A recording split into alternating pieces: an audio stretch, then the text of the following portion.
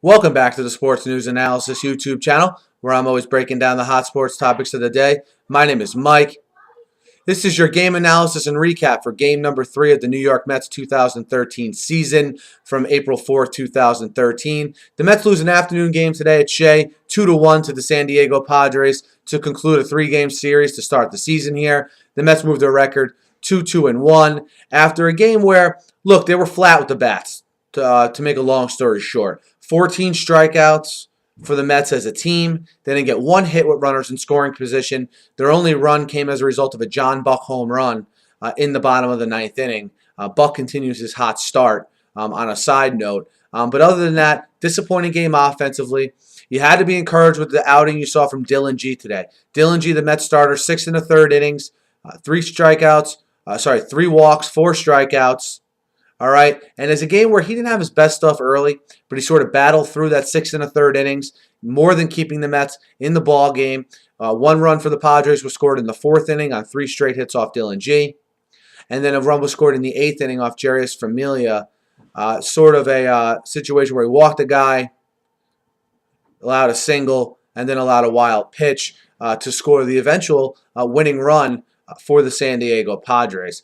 So, the Mets, I think you got to be encouraged with some of the things you saw from the Mets in this series. Certainly not a finished product, the Mets are. But, if they play, for the most part in the series, they had timely hitting. They had times where they outright bashed the ball. But they had timely hitting, played good defense, and got good starting pitching. And in general, if you can keep up that formula, hopefully we see the Mets keeping on winning these series, especially at home here going forward. And the Mets get a crack at their first divisional team this weekend in the Miami Marlins.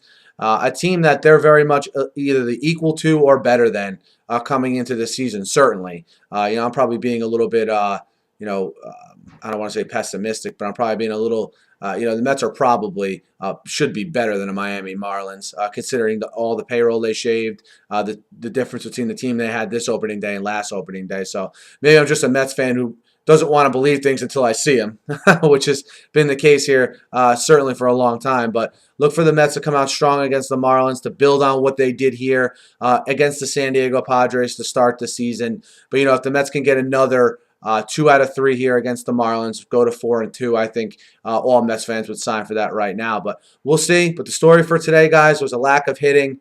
The strikeouts, certainly 14 strikeouts the Mets had as a team from a hitting standpoint. And again, you have to be encouraged with what you saw from Dillon Gee. That's what I'm going to take from today's game as well, and hopefully he can build on that as the season goes on here. But that's my recap here for game number 3. Be sure to subscribe to my channel. I'll be recapping the game tomorrow night after the conclusion of the game versus the Marlins, as well as every other game here on my YouTube channel. So be sure to subscribe.